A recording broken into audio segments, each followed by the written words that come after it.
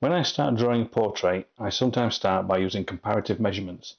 This helps to make sure the proportions are right from the beginning. The first thing I do is choose where the vertical line sits on the face. Just imagine a central vertical line running down the head.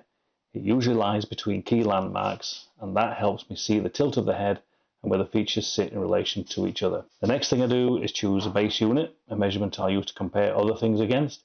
It might be the width of an eye, the height of the nose, something clear and easy to repeat. I then use my measuring tool of choice, such as a pencil, a divider, a ruler, even a knitting needle. And from there, I start asking myself questions such as, how many eye widths from the chin to the brow?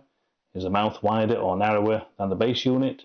Those relationships get marked lightly on the paper. But it's worth remembering that the human face also follows some useful proportional guidelines. It often divides into thirds, from the hairline to the brow, from the brow to the base of the nose, and the base of the nose to the chin. The distance between the eyes is usually about one eye width. The corners of the mouth tend to align with the centres of the eyes. The tops of the ears line up roughly with the brow, and the bottoms align with the base of the nose. But these aren't hard and fast rules though. Everyone's unique, but they're excellent checkpoints when you're measuring. I then work from large to small. I want the big shapes and relationships right before committing to any detail. And I keep checking as I go, because even small errors early on can throw the whole drawing out. But once I'm happy with the structure, I start building values. I take a stump and create a soft base tone across the drawing. This unifies the surface and gives me something to work into. Then I use an eraser to lift out the light shapes, such as the forehead, cheekbones, tip of the nose, chin, etc., wherever the light falls most strongly. For the darker areas, I'll use a loaded stump, one that's picked up enough graphite or charcoal to lay in the larger shadow masses quickly.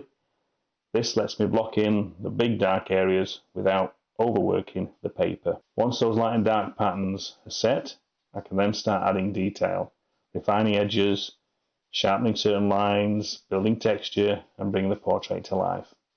So, comparative measurement is just one of the methods I sometimes use. That's why I made my free PDF, 7 proven drawing method every artist should know, and it covers the pros and cons of each method. Just comment confidence and I'll send it over, or grab it from the link in my bio. Remember, you don't have to be perfect, you just need a place to start.